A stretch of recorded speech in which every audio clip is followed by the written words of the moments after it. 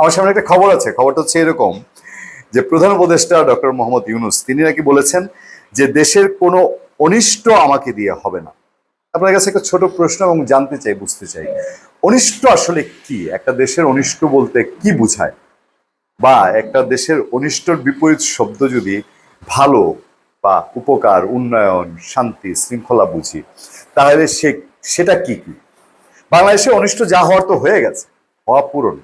আমি দায় ডক্টর মোহাম্মদ ইউনূসের উপরে সবটা দিচ্ছি না, দিচ্ছি বলাই হয়ে থাকে বাংলাদেশের রাজনৈতিক সরকারগুলা কেন 17 বছরের শুধু আওয়ামী লীগ, বিএনপি, আওয়ামী লীগ দুই দল যা শাসন করেছে, অনিষ্টের 14 কলা পূর্ণ হয়েছে, এই দেশটার 12টা বাজার বেজেছে এবং সেটা আওয়ামী লীগ সময় এসে প্রায় 16 কলা পূর্ণ হয়েছে, ব্যাংকগুলো খালি হয়েছে, লোপাট হয়েছে। এবার অনিষ্টের আর কোনটা বাকি থাকা অবস্থায় ডক্টর মোহাম্মদ ইউনূস বলতে চাচ্ছেন তাকে দিয়ে আর অনিষ্ট হবে না?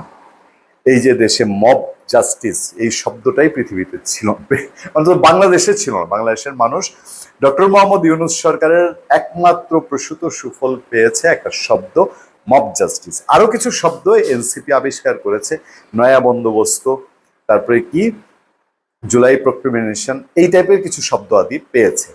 এর মধ্য দিয়ে বাংলাদেশের পুলিশ বাহিনী এখন স্থিত। বাংলাদেশ পুলিশ বাহিনী খুবই, মানে পুলিশের মানুষ পুলিশ খোঁজে এখন, এরকম একটা সিচুয়েশন না? পত্রপত্রিকার রিপোর্টে আজকেও আছে, বিবিসি রিপোর্টে, আল জাজিরা রিপোর্টে আছে যে জুলাইয়ের পরে পুলিশ একেবারে নিষ্ক্রিয়, অনেকে থানায় যায়নি, কাজই করে না। আগস্ট থেকে কিছুটা কাজে ফিরতে শুরু করে, কিন্তু এখন পর্যন্ত কি পুলিশ ফুল অ্যাক্টিভ যতটা গত অনেক বছরে ছিল, 90 পরবর্তী সময়গুলোয় ছিল? বাদ দিলাম। আইনের শাসন, শিল্প কলকারখানা নিয়ে কি কি বলছেন ব্যবসায়ীরা, একটু শুনতে চান?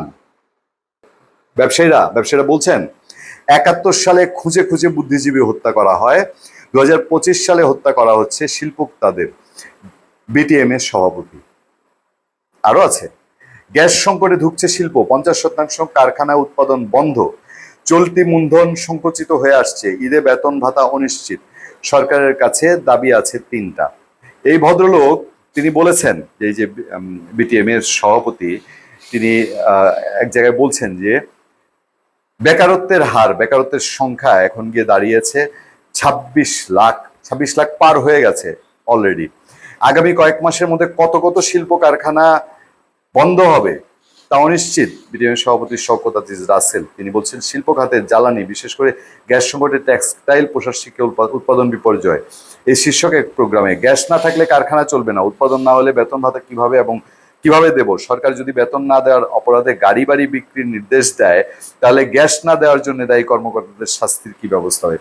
এটা দেওয়া হয় শিল্প কারখানা, বাদ দিলাম। রাজনৈতিক অবস্থা আর কি, মানে কি অনিষ্ট তিনি করবেন না, মানে কোন খাতটা আছে যেটা অনিষ্ট না করার মতন অবস্থা আছে বলেন দেখি?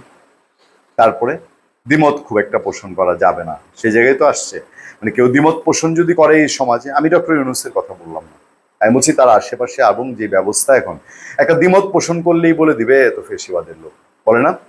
ফেসিবাদ বিরোধী যারা ভূমিকা পালন করেছে তাদেরকেও পর্যন্ত ফেসিবাদী বানাচ্ছে, নির্যাতিত হচ্ছে না, অত্যাচারিত হচ্ছে। কতজন বলছে যে ফেসিবাদের বিরুদ্ধে আমি ছিলাম, ফেসিবাদের বিরুদ্ধে সরকারি কর্মকর্তারা লেখালেখি করে শোকজ খাচ্ছে, এরকম হচ্ছে না?